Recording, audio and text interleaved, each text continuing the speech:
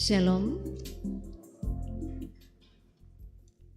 Selamat hari Minggu bagi kita sekalian, bagi warga jemaat yang boleh hadir bersama-sama di tempat ini bahkan yang boleh mengikuti live streaming beribadah bersama pada jam pagi hari ini. Selamat datang juga bagi Bapak Ibu yang baru pertama kali bersama-sama dengan jemaat beribadah di tempat ini. Mohon waktu kita sejenak, saya akan membacakan beberapa poin penekanan warta jemaat. Pada poin nomor 18 dalam warta jemaat, pertemuan bulanan Persekutuan Pemuda Gereja Toraja, Klasis Rantepao, dirangkaikan dengan kegiatan Bible Camp Toraja akan dilaksanakan pada hari Senin 30 September sampai dengan Selasa 1 Oktober 2024 pada pukul 17 atau jam 5 sore sampai selesai di Gedung Gereja Jemaat Buntu Pasele. Atas perhatian kehadiran Persekutuan Pemuda-Pemudi Gereja Toraja diucapkan terima kasih. Poin 19 dalam warta jemaat, ibadah lansia Jemaat Rantepao akan dilaksanakan pada hari Senin 30 September 2024 pada pukul 9 di rumah keluarga Bapak JL Pali atau Nenek Miko, Jalan Pramuka. Atas kehadiran orang tua terkasih diucapkan terima kasih. Poin 20 dalam warta jemaat, disampaikan kepada warga jemaat Rantepao bahwa lelang bangunan kantor sekolah Talitakum dan bangunan dapur serta furnitur di kantor, jika ada yang berminat disilahkan memasukkan penawaran di kantor jemaat Rantepao setiap jam kerja. Poin 21 dalam warta jemaat, pengajaran peserta katekisasi calon sidi Jemaat Rantepao dilaksanakan setiap hari Jumat pukul 16.30 atau setengah 5 sore di Gedung Gereja Toraja Jemaat Rantepao, dan diharapkan kepada peserta katekisasi untuk hadir 15 menit sebelum pengajaran katekisasi dimulai.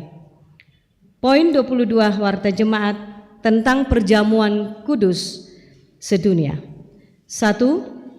Berdasarkan keputusan Sidang Sinode Am yang ke-25 telah memutuskan perjamuan kudus dengan melibatkan anak, dan sosialisasi tentang perjamuan kudus dengan melibatkan anak telah disosialisasikan. Maka perjamuan kudus bersama dengan anak yang sudah dibaptis akan didampingi orang tua atau wali dilaksanakan pada hari Minggu tanggal 6 Oktober pada setiap jam ibadah pukul 6 pagi, 9, 16 dan 18.30 di gedung gereja. Diharapkan bagi kita sekalian warga jemaat untuk mempersiapkan diri menerima pelayanan ini. Demikian juga pelayanan perjamuan kudus ke rumah-rumah bagi orang tua kita yang sudah tidak mampu lagi ke gereja atau yang sakit akan dilaksanakan di rumah masing-masing.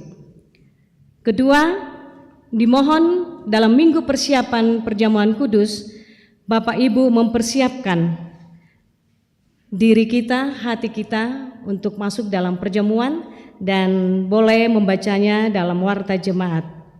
Mohon dukungan warga jemaat Rantepao. Poin yang ke-23 dalam warta, persembahan aksi Pangiu Gereja Toraja dijalankan 2 kali setahun, yaitu bulan April dan bulan Oktober, untuk digunakan memberi atau membayar gaji pendeta dan pegawai gereja Toraja yang sudah pensiun. Mohon perhatian untuk kita sekalian warga jemaat. Ada tambahan warta Ada ralat dari ibadah PWGT kelompok pelayanan 6 hari Rabu tanggal 2 bulan 10 2024 di rumah Ibu Alosius pada pukul 16.30 sebagai pelayan firman Ibu Diaken Harni dan pelayan liturgis Ibu Purnamdri. Demikian warta jemaat. Terima kasih untuk perhatian kita sekalian. Selamat beribadah.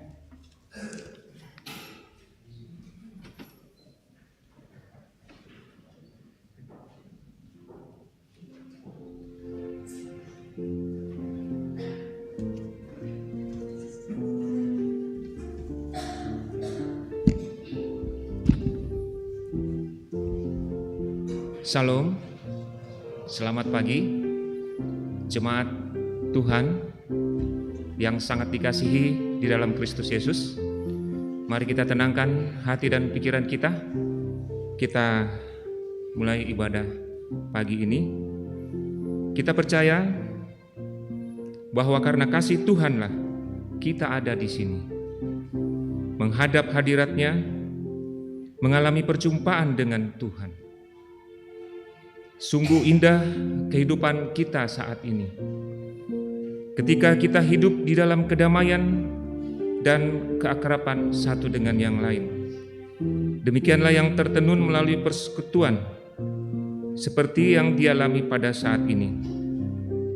Kita bersyukur atas anugerah Tuhan di hari yang dikuduskan saat ini.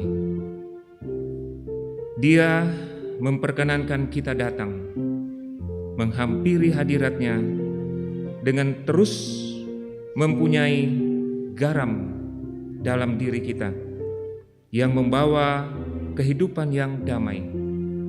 Marilah dengan hati yang penuh sukacita kita memuliakan dan mengagungkan kebesaran Allah. Pujian kami silakan Bapak Ibu Prangkit berdiri, kita memuji Tuhan, kami puji dengan riang.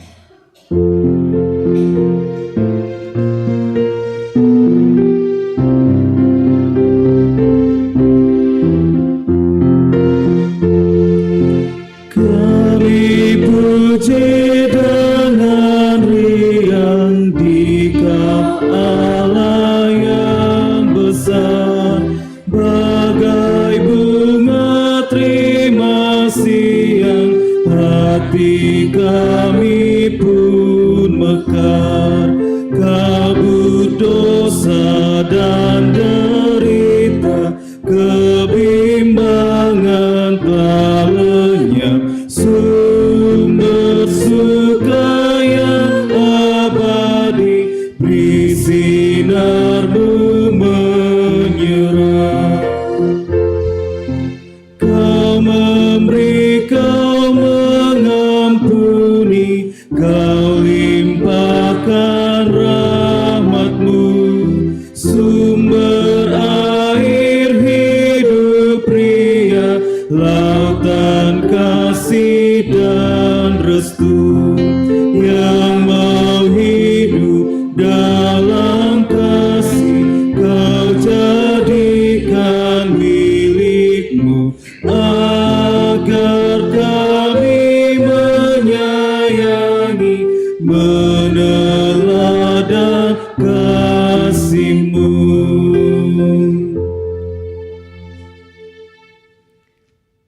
Pertolongan kita adalah dalam nama Tuhan yang menjadikan langit dan bumi.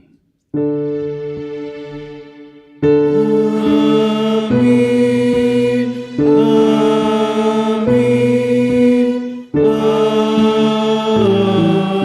amin.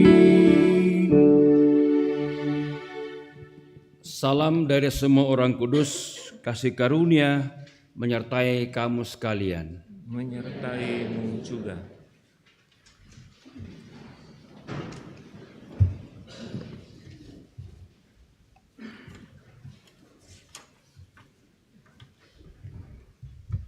Saudara-saudara, betapa seringnya hidup kita tak lagi memberi dampak yang baik bagi kehidupan. dalam menyikapi pergumulan hidup dan penderitaan yang nampak hanyalah keluhan, sungut-sungut, kemarahan, kata-kata yang tak pantas, mulai bertindak seakan tak punya iman. Situasi inilah yang membawa kita semakin jauh jatuh di dalam dosa. Karena itu mari datang memohon ampun atas berbagai sikap abai dan keberdosaan kita. Ya Tuhan, kami mengaku bahwa dalam menjalani hidup karunia-Mu, kami sering tidak hidup menurut keteladanan. Kami sering lalai dalam melakukan kasih dan kebenaran yang telah Engkau ajarkan. Kami melakukan banyak hal yang tidak mendatangkan kedamaian dalam hidup ini. Kami sadar semuanya itu tidak berkenan di hadapan. Kami mohon kasihanilah dan ampunilah kami ya Tuhan. Kepada kita sekalian, setiap orang yang tunduk dalam penyesalan, berita anugerah dari Allah dinyatakan kembali. Biarlah Ia kembali menyayangi kita, menghapuskan kesalahan-kesalahan kita, dan melemparkan segala dosa kita ke dalam tubir-tubir laut.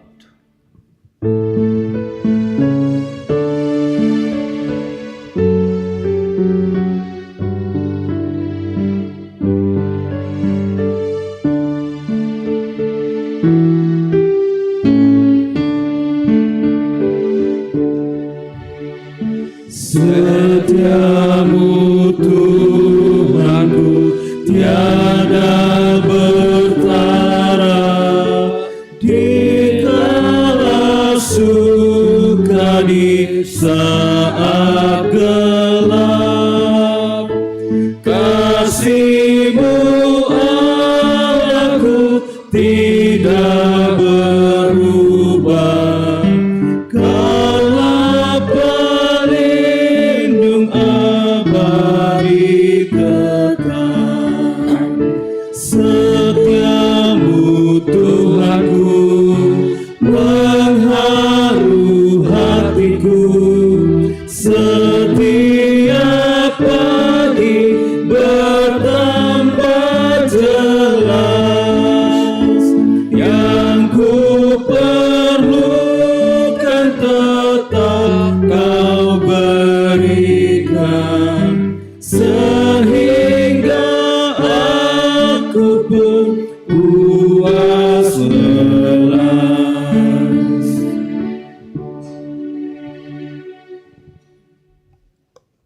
Karena itu, dengarkanlah petunjuk hidup baru.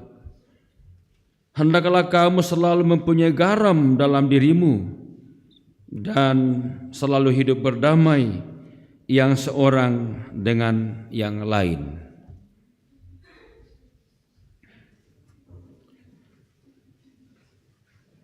Mari kita membaca Mazmur 124 ayat 1 sampai 8. Mazmur 124 ayat 1 sampai dengan 8. Kita baca secara respons serial. Nyanyian Siarah Daud. Jikalau bukan Tuhan yang memihak kepada kita, jikalau bukan Tuhan yang memihak kepada kita, maka mereka telah menelan kita hidup-hidup. Maka air telah menghanyutkan kita. Maka telah mengalir melingkupi diri kita. Terpujilah Tuhan yang tidak menyerahkan kita. Jiwa kita terlurung. Jerat itu telah putus. Pertolongan kita adalah dalam nama Tuhan.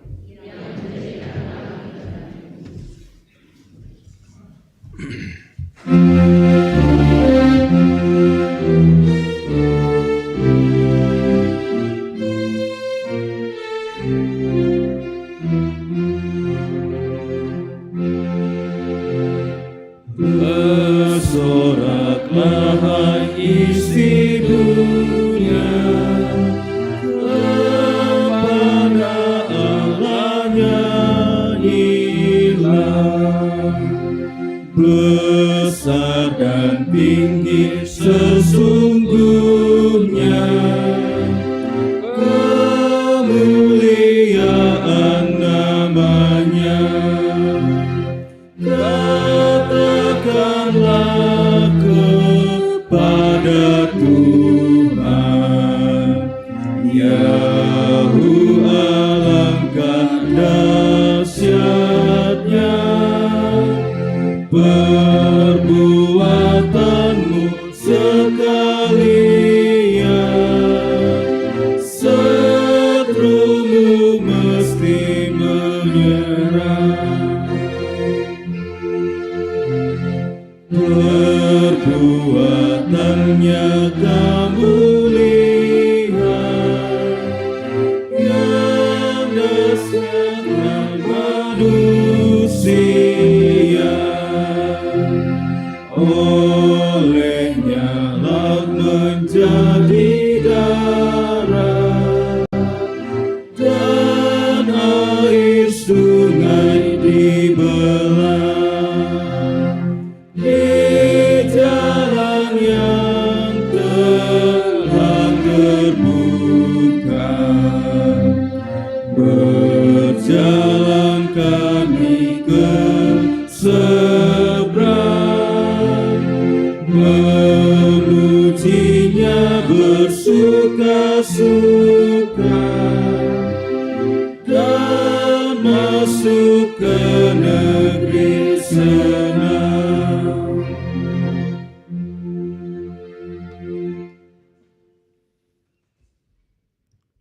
Kita mempersiapkan bagian bacaan yang akan kita baca pada hari ini. Pembacaan pertama dari kitab Bilangan pasal 11 ayat 1 sampai 29. Pembacaan kedua dari Yakobus pasal 5 ayat 12 sampai 20. Dan pembacaan ketiga dari Markus 9 ayat 38 sampai 50.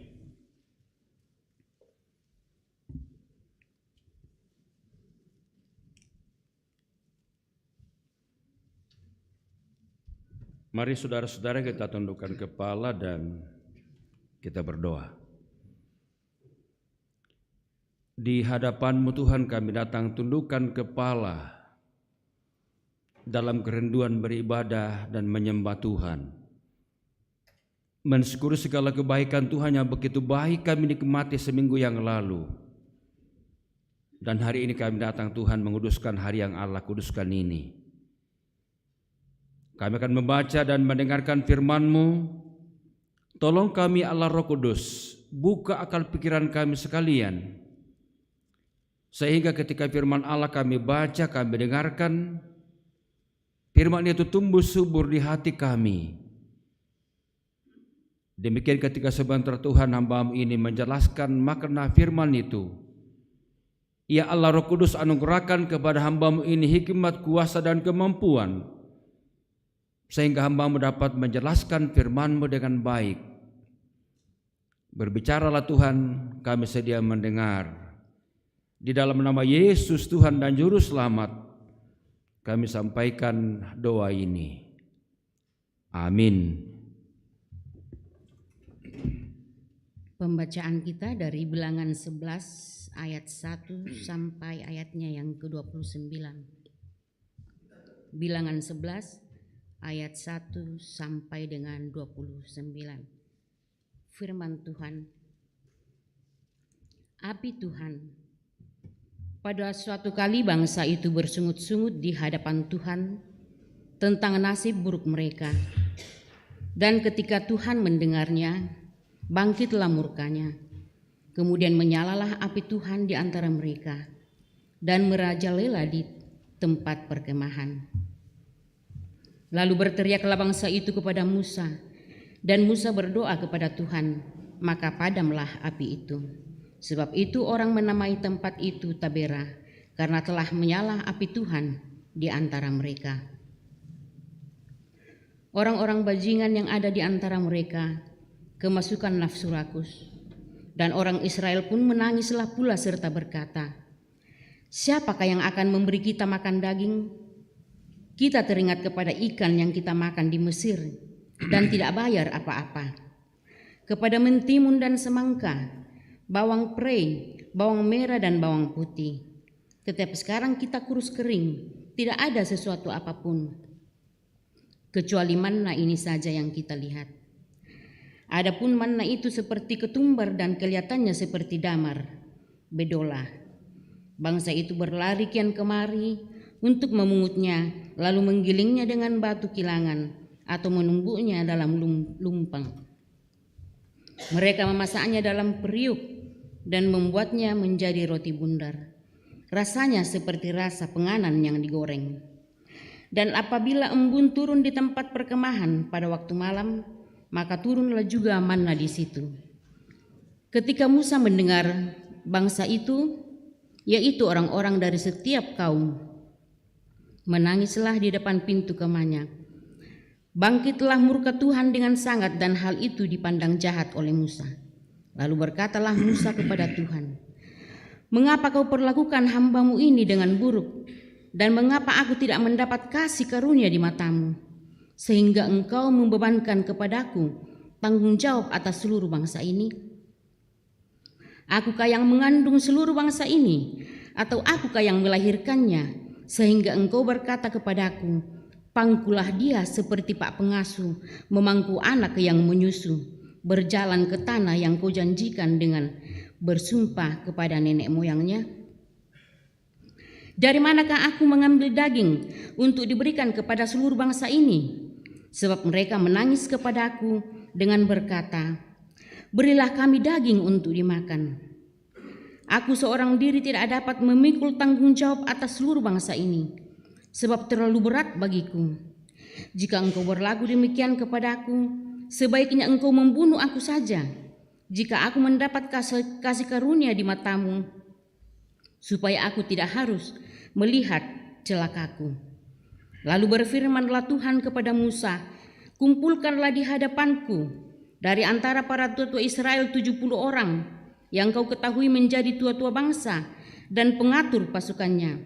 Kemudian bawalah mereka ke kemah pertemuan, supaya mereka berdiri di sana bersama-sama dengan engkau. Maka aku akan turun berbicara dengan engkau di sana. Lalu sebagian dari roh yang hinggap padamu itu akan kuambil dan kutaruh atas mereka.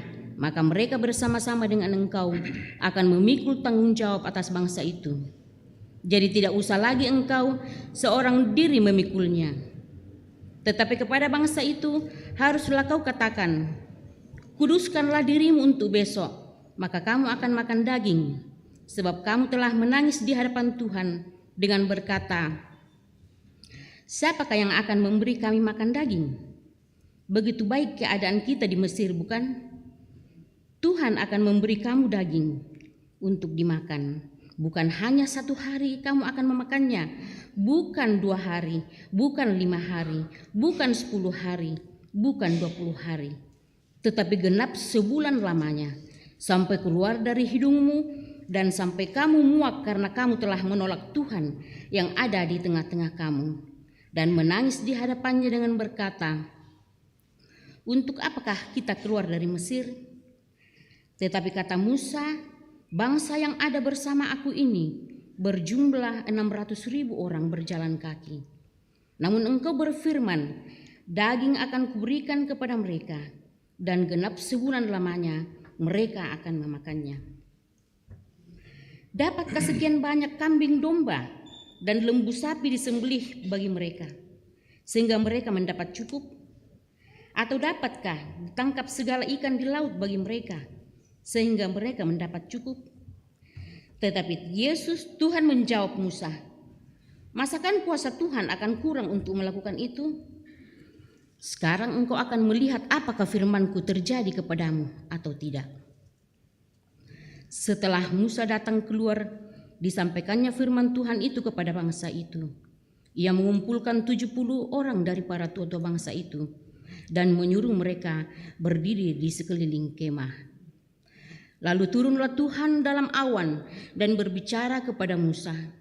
Kemudian diambilnya sebagian dari roh yang hinggap padanya dan ditaruhnya atas ke-70 tua-tua itu ketika roh itu hinggap pada mereka, kepenuhanlah mereka seperti nabi, tetapi sesudah itu tidak lagi. Masih ada 2 orang tinggal di tempat perkemahan, yang seorang bernama Eldad, yang lain bernama Medad. Ketika roh itu dihinggap pada mereka, mereka itu termasuk orang-orang yang dicatat, tetapi tidak turut pergi ke kemah. Maka kepenuhanlah mereka seperti nabi di tempat perkemahan. Lalu berlarilah seorang muda memberitahukan kepada Musa, Eldad dan Medad kepenuhan seperti nabi di tempat perkemahan. Maka menjawablah Yosua bin Nun yang sejak mudanya menjadi abdi Musa, Tuanku Musa, cegahlah mereka. Tetapi Musa berkata kepadanya, apakah engkau begitu giat mendukung diriku? Kalau seluruh umat Tuhan menjadi nabi, oleh karena Tuhan memberi rohnya hinggap kepada mereka. Amin, firman Tuhan. Pembacaan yang kedua dari Yakobus pasal 5 ayat 12 sampai 20. Yakobus pasal 5 ayat 12 sampai 20 mengenai sumpah dan doa untuk orang sakit. Tetapi yang terutama, saudara-saudara, janganlah kamu bersumpah demi surga maupun demi bumi atau demi sesuatu yang lain. Jika ya, hendaklah kamu berkata ya, jika tidak, hendaklah kamu berkata tidak, supaya kamu jangan kena hukuman. Kalau ada seorang di antara kamu yang menderita, baiklah ia berdoa. Kalau ada yang bergembira, baiklah ia menyanyi. Kalau ada seorang di antara kamu yang sakit, baiklah ia memanggil para penatua jemaat supaya mereka mendoakan dia serta mengolesnya dengan minyak dalam nama Tuhan. Dan doa yang lahir dari iman akan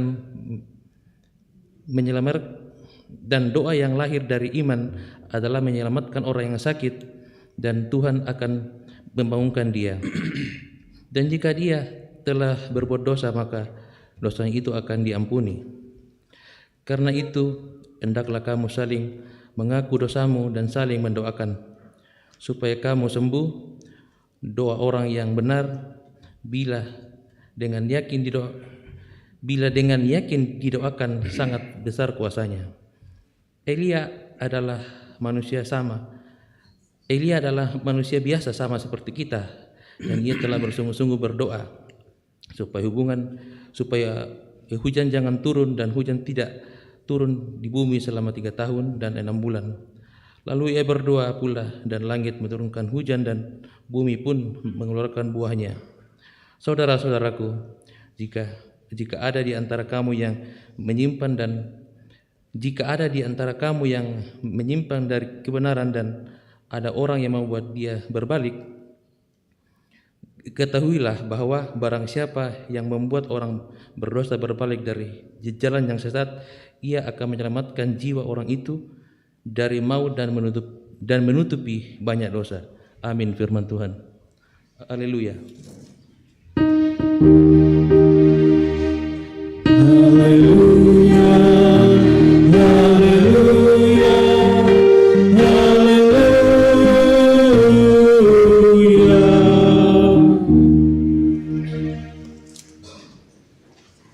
Injil Markus pasal 9 ayat 38 sampai 50. Injil Markus pasal 9 ayat 38 sampai 50. Kita baca bergantian, saya baca ayat yang genap dan saudara-saudara sedang jemaat membaca ayat ganjil. Seorang yang bukan murid Yesus mengusir setan. Kata Yohanes kepada Yesus, "Guru, kami lihat seorang yang bukan pengikut kita mengusir setan demi namamu. Lalu kami cegah orang itu karena ia bukan pengikut kita." Tetapi kata Yesus, janganlah kamu cegah dia, sebab dia seorang pun yang telah mengadakan mujizat dengan namaku, dapat seketika itu juga mengikut aku. Barang siapa tidak melawan kita, ia ada di pihak kita. Aku berkata kepadamu, sesungguhnya barang siapa memberikan minum secangkir air oleh karena kamu adalah pengikut Kristus, ia akan tidak kepadanya. Barang siapa menyesatkan salah satu dari anak-anak kecil yang percaya ini, lebih baik baginya jika sebuah batu kilangan diikatkan pada lehernya, lalu ia dibuang ke dalam laut. Dan jika di tanganmu kan engkau panggil karena ini baik dari engkau segera kudus, dan daripada kedua tanganmu dibuang ke dalam neraka, api yang tidak berhenti. Di tempat itu ulatnya tidak akan mati dan apinya tidak akan padam. Dan jika kakimu menyesatkan engkau, penggallah, karena lebih baik engkau masuk dalam hidup daripada dengan kutu kedua disampaikan ke dalam neraka. Di tempat itu ulatnya tidak akan mati dan apinya tidak akan padam. Dan jika matamu menyesatkan engkau, cukuplah, karena lebih baik engkau masuk ke dalam kerjaan Allah dengan bermata satu dan bermata dua dicampakkan ke dalam neraka. Di mana ulat-ulat bangkai tidak mati dan api tidak padam. Karena setiap orang yang menggerami dengan api, Garam memang baik, tetapi jika garam menjadi hambar, dengan apakah kamu mengasingkannya? Hendaklah kamu selalu mempunyai garam dalam dirimu dan selalu hidup berdamai yang seorang dengan yang lain. Amin, firman Tuhan.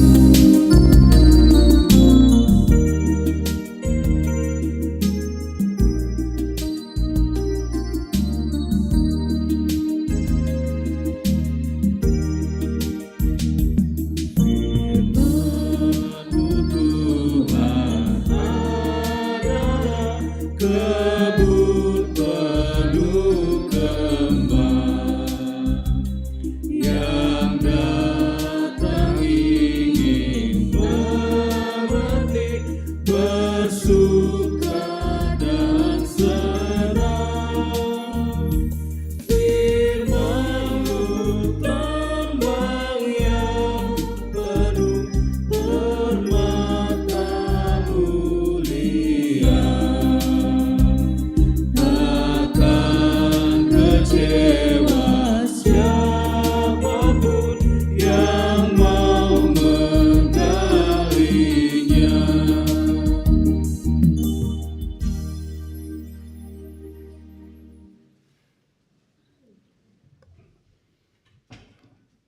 Shalom. Tema kita hari ini, saudara-saudara, satu tema yang unik, mempunyai garam dalam diri. Bagi saya ini tema yang unik. Nah, saudara-saudara, di Toraja ini biasanya kalau ibu-ibu hamil mau keluar rumah malam-malam hari ya, malam mau keluar, yang dibawa apa kalau keluar malam? Bawang merah ya, bawang merah, pisau, garam, itu ya, betul? Iya. Pertanyaan saya begini, apa memang barang halus, setan, jin, kuntilanak, popok dan sebagainya takut dengan barang itu? Takut memang ya? Ini kan makanya kan jadi pertanyaan, kenapa mesti bawa? Apa memang barang seperti itu setan, jin takut sama bawang merah, pisau, garam sehingga harus bawa? Jangan-jangan cuma ketakutan kita saja. Iya. Sehingga supaya pede dibawalah itu. Tapi sebenarnya ya saat halus kayak gitu tuh sebenarnya lebih takut dalam nama Yesus kan gitu ya. Tapi aneh, kenapa orang percaya masih juga gitu? Mestinya kalau saya mau keluar demi nama Bapa dan Putra dan Roh Kudus, amanlah kita. Kan gitu. Dan saya lakukan begitu. Mau keluar entah Kapan? Di pintu saya sebutkan nama, demi nama Bapa, Putra, dan Roh Kudus. Aman saya di luar. Tapi baik, hari ini saudara-saudara kita akan melihat makna lain dari garam. Seperti yang disampaikan Yesus dalam bacaan kita tadi. Garam dalam bahasa Ibrani itu melak. Dan dalam bahasa Yunani halas. Tapi kalau kemudian istilah kimianya NaCl atau natrium klorida. Kalau di Toraja disebut sia. Nah gitu, sia. Nah saudara-saudara, khasiat garam adalah penyedap rasa, pengawet, dan berfungsi untuk kesehatan tubuh. Garam kemudian memperlancar pencernaan sebagai elektrolit, detoksifikasi tubuh, dan mengeluarkan zat racun dari tubuh. Itu garam khasiatnya. Cuma kalau sudah tekanan darah tinggi, dokter bilang apa? Kurangi garam. Nah gitu ya. Kalau sudah tekanan darah tinggi, kan nanti kebanyakan makan garam ya tambah tinggi tuh tekanannya. Lalu menurut hukum Yahudi, setiap kurban harus digarami dulu sebelum dipersembahkan kepada Allah di atas altar mezbah persembahan. Sehingga garam untuk korban persembahan disebut garam perjanjian. Begitu pentingnya garam sehingga masuk kategori garam perjanjian. Karena tambahan garam sebagai penyedap rasa, maka kemudian persembahan kurban orang Israel ketika itu diterima Allah.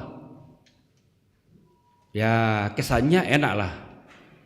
Nah dengan demikian saudara-saudara, perkataan Yesus ini bermakna bahwa sebelum kehidupan orang Kristen diterima oleh Allah, kehidupan itu haruslah lebih dulu ditangani dengan api. Sama seperti setiap kurban harus ditangani dengan garam. Tapi di sini api berfungsi sebagai garam yang membuat kehidupan dapat diterima oleh Allah. Dalam kaitan itu saudara-saudara, api dalam bacaan kita tadi itu dihubungkan dengan dua hal. Pertama, sebagai penyucian. Ya saudara-saudara kita di Katolik mengatakan ada api penyucian di neraka. Sehingga kalau masuk neraka, di sana kemudian mengalami proses ya pencucian api dan akhirnya kemudian bisa masuk surga. Saya bilang sama siswa saya di Kristen dapat di Protestan tidak ada begitu. Ya, sekali masuk neraka tetap neraka. Nah, api penyucian. Nah, di sini saudara-saudara, api digunakan dalam memurnikan logam. Campurannya dipisahkan, maka yang tersisa adalah logam murni. Jadi api dapat bermakna sebagai membersihkan kehidupan, membersihkan manusia dari noda dosanya. Itu di bacaan kita tadi. Nah dalam hal ini ungkapan di atas bermakna bahwa kehidupan ini diterima oleh Allah adalah kehidupan yang telah dibersihkan dan dimurnikan oleh kedisiplinan hidup sebagai seorang Kristen yang taat dan menerima tuntunan tangan Allah. Dan yang kedua, api penghancuran. Ungkapan ini berhubungan dengan penganiayaan. Artinya, kehidupan yang telah mengalami pencobaan, kesulitan, aniaya dan bahaya adalah kehidupan yang dapat diterima Allah. Sehingga perkataan Yesus dalam ayat ini bisa kita pahami dalam arti bahwa kehidupannya dimurnikan oleh kedisiplinan dan telah mengalami bahaya penganiayaan karena kesetiaan adalah kurban yang berharga bagi Allah. Lebih jauh kemudian bacaan kita tadi dari Markus mengatakan begini, garam memang baik, tetapi jika garam menjadi hambar, dengan apa kamu mengasinkannya? Di Israel ketika petani garam panen, garam kemudian dipisahkan dari tanah, maka terlihatlah garam yang murni, putih berkilau. Tapi kemudian sisa-sisa garam yang mengeras karena bercampur dengan tanah itu dibuang karena tidak ada gunanya. Lalu kemudian digunakan untuk menimbun jalan yang berlubang-lubang. Tapi di sini kita akan melihat dua kegunaan garam. Yang pertama, garam memberi cita rasa pada benda yang lain. Seperti ketika masak daging, sayur, tumbuh lombok, dan betapa hambarnya makanan yang tidak ada garamnya, walaupun itu daging. Yang kedua, garam digunakan untuk mengawetkan, untuk mencegah sesuatu agar tidak busuk. Dan karena itu orang-orang Yunani biasa mengatakan bahwa garam itu berfungsi seperti jiwa di dalam tubuh yang mati. Itu paham orang Yunani. Jadi garam berfungsi seperti jiwa di dalam tubuh yang mati. Nah, dengan demikian daging yang mati akan membusuk. Tetapi jika direndam dalam garam, daging itu akan tetap segar. Garam tampak seperti memasukkan kehidupan ke dalam daging yang mati. Garam mencegah pembusukan. Seterusnya saudara-saudara, masyarakat kafir ketika itu rupanya memiliki dua ciri menjadi latar belakang bacaan kita. Yang pertama, rupanya memang mereka ketika itu bosan dengan dunia ini. Waktu itu ya, bosan. Mereka melihat bahwa kemewahan dunia zaman dulu itu merupakan bukti bahwa karena mereka sudah merasa bosan dengan semua yang serba ada, karena itu kemudian masyarakat mencari sesuatu yang dapat menghalau semua sensasi itu. Dan ke dalam dunia yang lelah dan bosan seperti itulah kekristenan datang. Tugas kita orang Kristen adalah memberikan kepada masyarakat seperti itu cita rasa baru. Tugas kita adalah memberikan gairah hidup baru kepada mereka yang sedang hambar hatinya karena merasa bosan dengan kehidupan waktu itu. Yang kedua, dunia zaman dulu itu adalah dunia yang busuk. Menurut Juvenal, ya, dia mengibaratkan kota Roma dengan selokan yang kotor, di mana kemurnian tidak ada dan kesucian tidak dikenal. Ke dalam dunia yang busuk inilah kekristenan datang, diutus.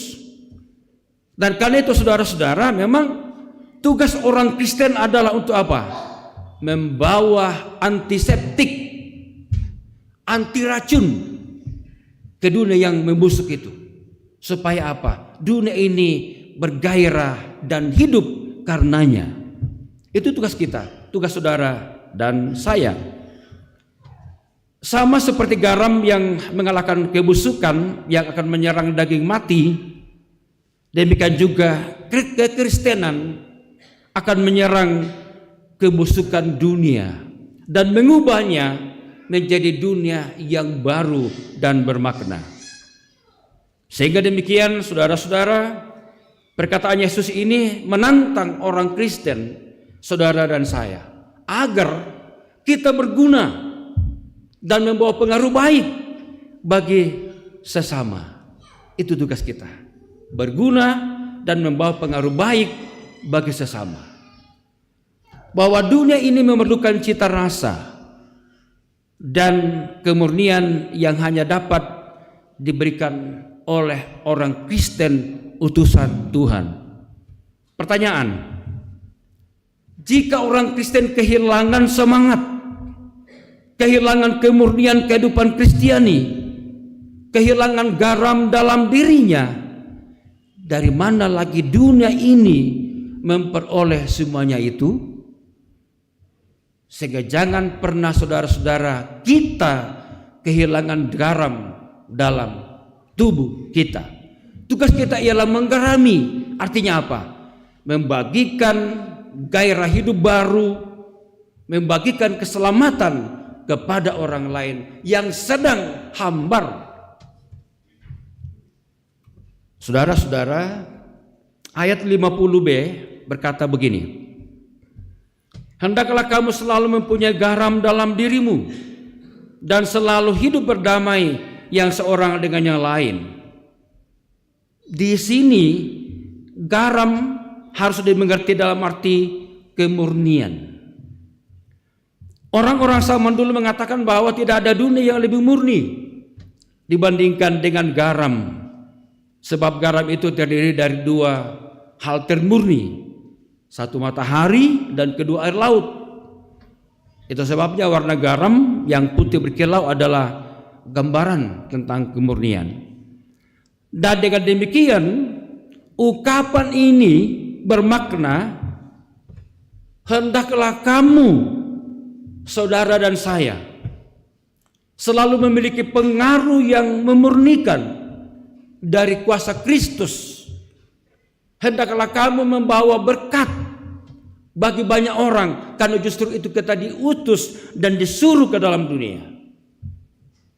Memurnikan dirimu dari sifat mementingkan diri sendiri, dari kepahitan, dari amarah dan dendam kesumat. Bersihkan dirimu dari rasa jengkel, muram, dan egoisme. Maka hanya dengan demikian maka kamu mampu hidup berdamai dengan sesamamu. Itu kata Yesus. Atau dengan kata lain, saudara-saudara, Yesus mengatakan bahwa kehidupan dalam persekutuan sejati dengan sesama hanya akan diperoleh bila kehidupan itu sudah dibersihkan dari dosa dan diisi dengan Kristus. Saudara-saudara, kita akan dalam rangka kita menjadi garam dunia atau pemberi rasa, kita saksikan dan lihat 10 buah berikut ini. Silakan ditampilkan.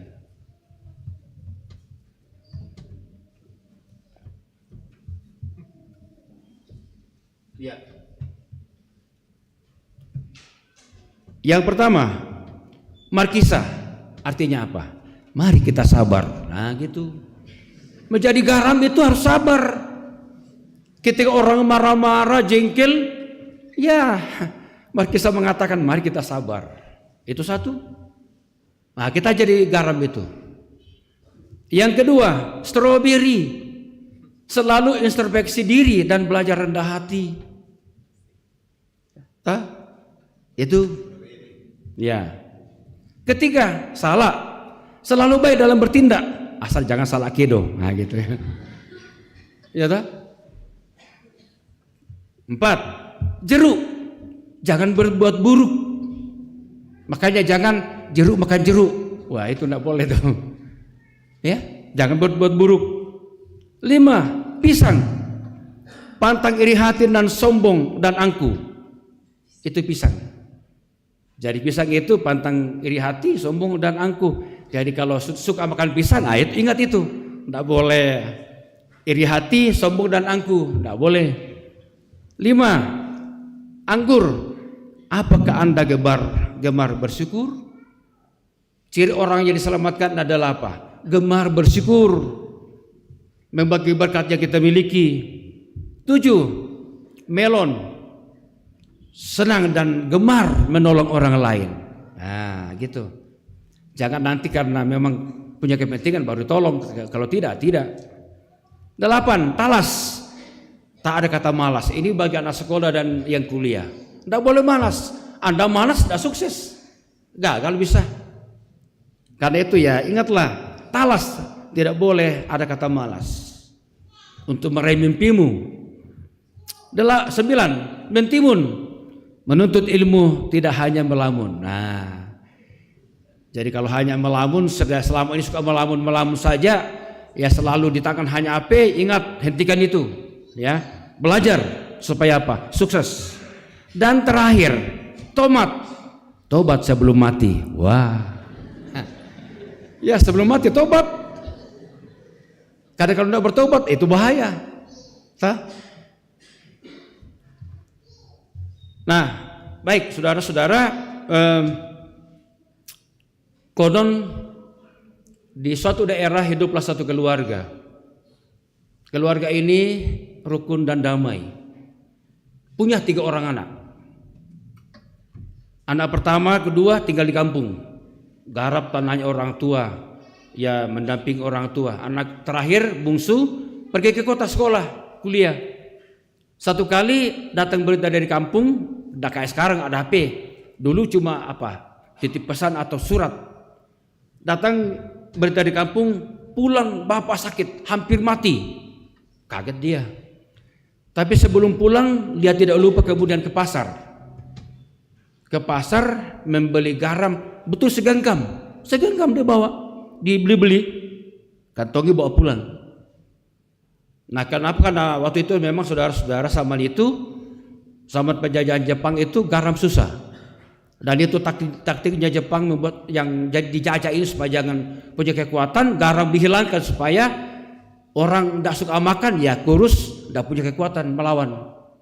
Nah, anak ini pulang, tiba di kampung sudah sore, lalu kemudian naik di rumah, langsung peluk bapaknya, ya lalu kemudian selesai itu dia turun dari rumah, ambil ayam, tangkap ayam, potong, masak, kasih masuk garam. Nah, setelah masak dibangunkan bapaknya, ayah bangun, makan, sudah siap makanan. Bapak tidak bisa makan, sudah lama, berapa hari tidak makan. Coba saja dulu nih makan.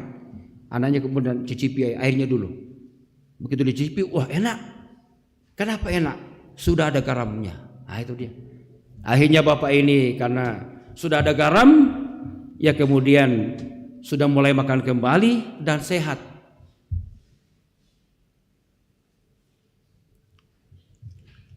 Saudara-saudara, kita masuk saat teduh. Mari tundukkan kepala.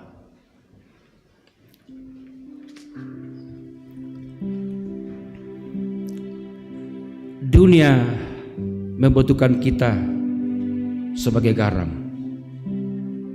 Itu sebabnya Yesus berkata, "Kamu adalah garam dunia." Bawalah garam itu bagi hati yang hancur, bagi jiwa yang merana, bagi yang ditinggal dan tidak dipedulikan, bagi yang sengsara dan putus asa, bagi hati yang dihianati, gelisah dan kecewa. Milikilah garam yang akan berpengaruh untuk menghidupkan semangat yang rapuh,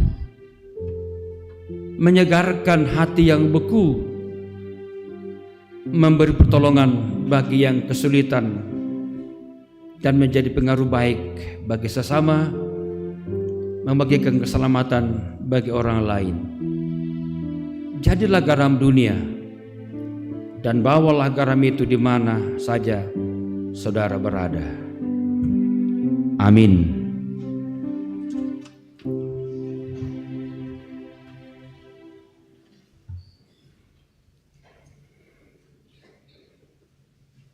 Mari saudara-saudara kita bersama-sama tundukkan kepala dan kita berdoa. Bapa kami, Bapa kami yang di sorga, dikuduskanlah namamu, datanglah kerajaanmu, jadilah kehendak-Mu di bumi seperti di sorga. Berikanlah kami pada hari ini makanan kami yang secukupnya, dan ampunilah kami akan kesalahan kami, seperti kami juga mengampuni orang bersalah kepada kami. Dan jangan bawa kami dalam pencobaan, tetapi lepaskan kami daripada yang jahat. Karena Engkau yang punya kerajaan dan kuasa dan kemuliaan sampai selama-lamanya. Amin. Saudara-saudara, mari berdiri.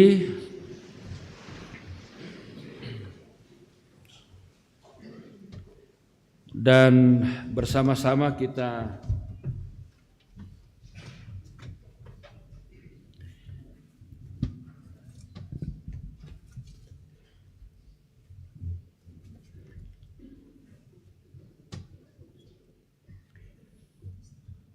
bersama-sama kita akan mengucapkan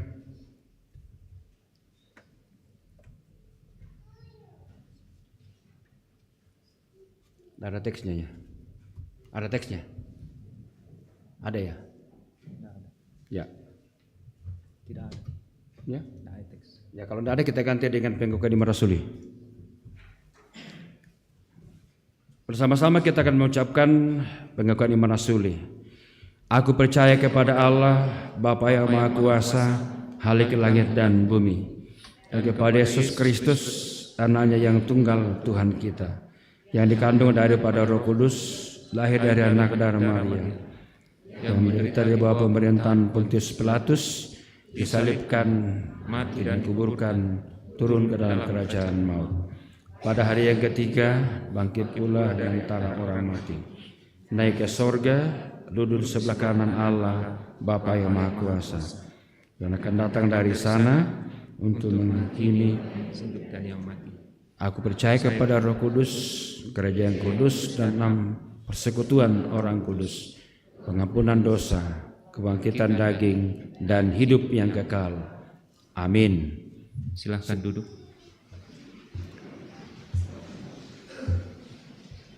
Kita akan membawa persembahan kita dengan dihantarkan firman Tuhan dari Mazmur 124 ayat 8 yang berkata, pertolongan kita adalah dalam nama Tuhan yang menjadikan langit dan bumi.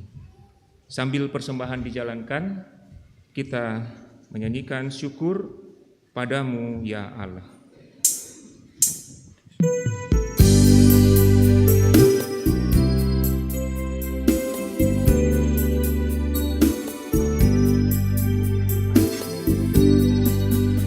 Syukur padamu ya Allah atas segala rahmat-Mu.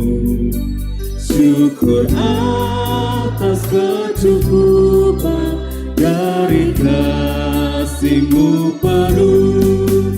Syukur atas pekerjaan walau tubuh pun lemah.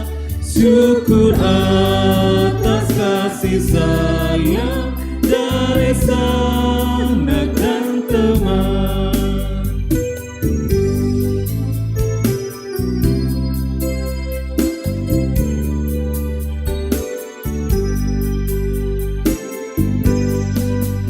Syukur atas bunga mawar harum indah tak terperi.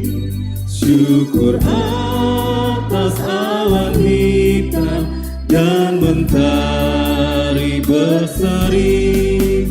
Syukur atas suka duka yang Kau beri tiap saat, dan firman-Mu pelita agar kami tak sesat.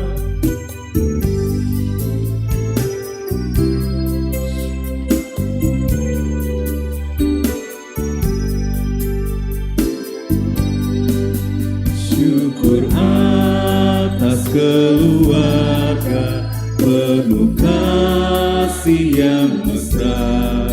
Syukur atas perhimpunan yang memberi sejahtera. Syukur atas kekuatan kala duka dan kesal. Syukur atas pengharapan kini dan selamanya.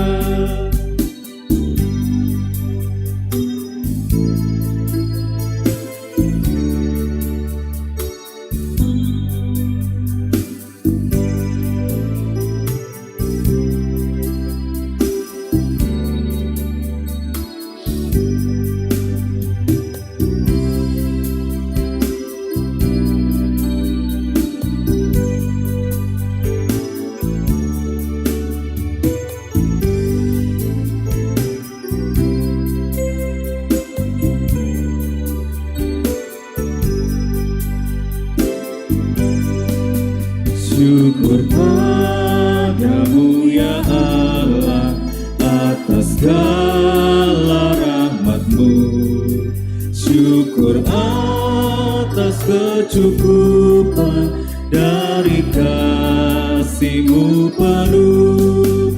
Syukur atas pekerjaan walau tubuh pun lemah. Syukur atas kasih sayang dari sanak dan teman.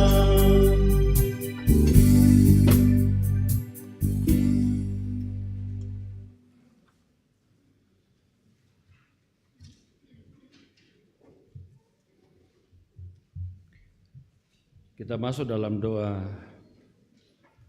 syafaat. Mari kita berdoa. Terima kasih Tuhan untuk firman-Mu yang telah kami dengarkan bersama, mengajak kami menjadi garam dunia dalam rangka memberi cita rasa baru, kehidupan baru, dan membagi keselamatan bagi sesama kami yang tak berdaya, yang sementara membutuhkan pertolongan daripada-Mu Tuhan. Di kesempatan di mana kami berdoa syafaat, kami berdoa pertama-tama bagi beberapa anggota jemaat yang sedang sakit.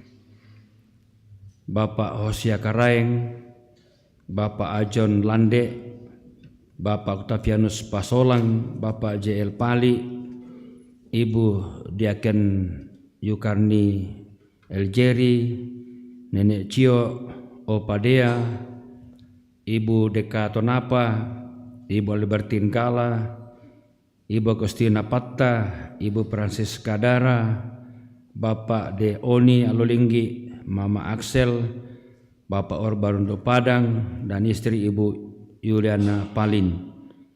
Ke dalam tangan-Mu Tuhan kami bawa saudara-saudara kami ini yang tengah bergumul karena sakit penyakit mereka. Oh Tuhan, gunakanlah dokter untuk merawat mereka, memberkati ramuan, makanan, minuman, obat-obatan yang kiranya mereka boleh pulih dan boleh sehat kembali. Kami berdoa bagi anggota jemaat yang tidak mampu lagi datang ke gereja karena fisik, tidak kuat lagi karena lemah, ketuaan. Tuhan tolong kasihani mereka, beri semangat baru, kekuatan baru kepada mereka. Berdoa bagi orang anggota jemaat yang berulang tahun sepanjang minggu ini dan minggu depan. Oh Tuhan, terima kasih. Engkau boleh lagi menambahkan usia setahun kepada saudara-saudara kami menjadi bukti Engkau Allah yang begitu baik dan peduli, penyayang, menambahkan usia setahun lagi kepada mereka. Syukur untuk semuanya itu Tuhan. Berdoa bagi anggota jemaat dan keluarga masing-masing dalam pelayanan mereka, dalam usaha mereka, dalam pekerjaan mereka, pendidikan anak-anak dan cucu, pertumbuhan anak-anak dan cucu. Oh Tuhan, peliharakan mereka, kekuatan, kemampuan, anugerahkan kepada mereka dalam bekerja, dalam berusaha, juga dalam rangka mendidik dan menuntun anak cucu ke jalan kebenaran Tuhan. Pelihara Tuhan anak-anak dan cucu kami yang tengah berjuang untuk masa depannya. Entah bersama kami di sini, di tempat lain, Kau di sana menemani dan melindungi mereka, menganugerahkan kepada mereka kecerdasan, kesehatan, kemampuan mengikuti pendidikan dan perkuliahan dengan baik. Berdoa untuk pelayanan jemaat seminggu depan. Oh Tuhan, berkati kiranya segala pelayanan yang akan dilaksanakan oleh kedua hamba-Mu Bapak Pendeta bersama dengan penatua diaken dan gereja, seluruh yang terlibat di sini, berkati kuatkan mereka, mampukan dalam mengemban seluruh pelayanan minggu ini dan minggu depan. Berdoa untuk pelayanan sakramen perjamuan kudus sedunia minggu depan, berkati Tuhan, berkati seluruh persiapan anggota jemaat, persiapan pelayanan boleh terlaksana dengan baik. Berdoa untuk sidang raya PGI pada bulan November mendatang, berkati panitia pelaksana, berkati seluruh utusan, sehingga ketika tiba waktunya boleh datang bersama-sama dalam rangka melaksanakan pesta gerejawi, yaitu sidang raya, sehingga boleh berjalan dengan baik. Berdoa untuk proses pembangunan gedung pelayanan Jemaat Rantepao. Oh Tuhan, berkati tukang yang mengerjakannya. Allah menyediakan dana yang diperlukan sehingga demikian pada waktu yang ditentukan nanti boleh selesai dengan baik dan digunakan dalam ibadah di tengah-tengah jemaat. Berdoa untuk pemerintah, TNI Polri, para dokter medis, guru, dosen, pedagang, petani, buruh, dan pelayanan gereja dan lain-lain. Oh Tuhan, berkati kami sekalian dalam tugas masing-masing di bidang kami.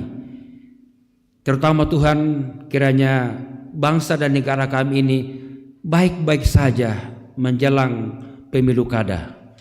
Karena itu tolonglah kami Tuhan, para pemilik suara, boleh memilih yang terbaik dari yang ada. Sehingga demikian tersedialah bagi negara ini, bagi Toraja Utara dan Tanah Toraja, pemimpin yang terbaik, memimpin daerah kami 5 tahun ke depan. Kami berdoa untuk Bapak Kailah akan berangkat ke Papua. Oh Tuhan, berkati kiranya ketika berangkat dari Toraja boleh tiba dan selamat di Papua. Kalau sebentar kami kembali ke rumah, Roh Kudus Allah pulang bersama kami dalam damai dan berkat-Mu, berkekuatan baru, semangat baru dalam rangka menekuni segala aktivitas kami seminggu mendatang. Ini doa kami kepadamu Tuhan, permohonan kami dan syukur kami. Berkenan Allah menjawabnya karena kami sampaikan di dalam nama Yesus Tuhan dan Juru Selamat kami. Haleluya. Amin.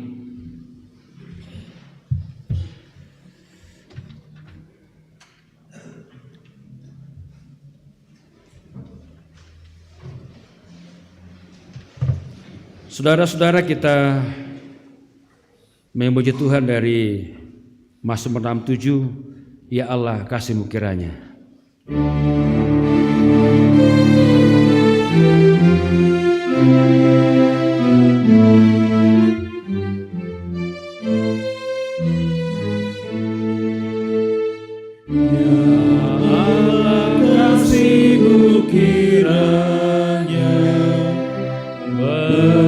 Berkati kami umat-Mu dan wajah Tuhan bercahaya dengan terang anugerah-Mu, agar bumi tahu jalan-Mu yang sungguh, jalan yang kekal. Selamat Tuhan juga oleh kaum semua nanti dikenal. Saudara-saudara sedang jemaat, pergilah, jalanilah hidup yang berpadanan dengan firman Tuhan dan teruslah mewujudkan kehidupan damai seorang dengan yang lain. Terimalah berkat Tuhan. Tuhan memberkati engkau dan melindungi engkau. Tuhan menyinari engkau dengan wajah-Nya dan memberi engkau kasih karunia. Tuhan menghadapkan wajah-Nya kepadamu dan memberi engkau damai sejahtera. Amin. Terima kasih kepada Bapak Pendeta Yonatan Mangolo yang telah memimpin kita dan menyampaikan firman Tuhan pada kita dalam ibadah pagi hari ini. Tuhan senantiasa memberkati Pak Pendeta bersama keluarga dalam pelayanan selanjutnya. Amin. Kita nyanyikan nyanyian syukur, pakailah waktu anugerah Tuhan.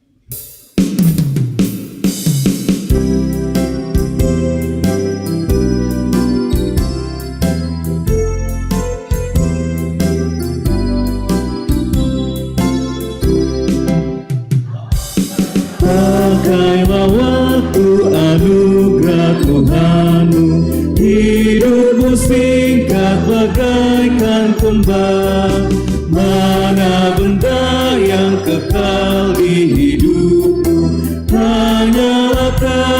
tak akan lekang. Tiada yang bakal di dalam dunia, segala yang indah pun akan lenyap. Namun kasih-Mu demi Tuhan Yesus sungguh bernilai dan tinggal kekal. Silakan duduk.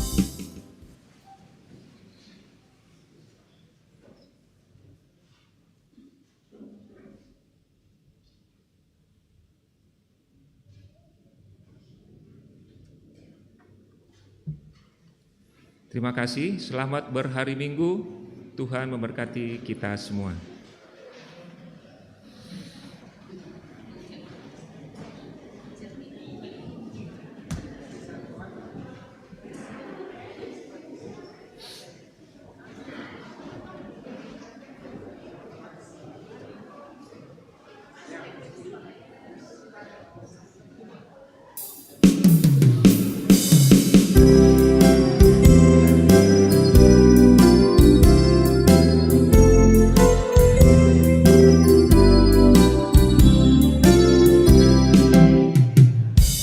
Pakailah waktu anugerah Tuhan-Mu, hidupmu singkat bagaikan kembang.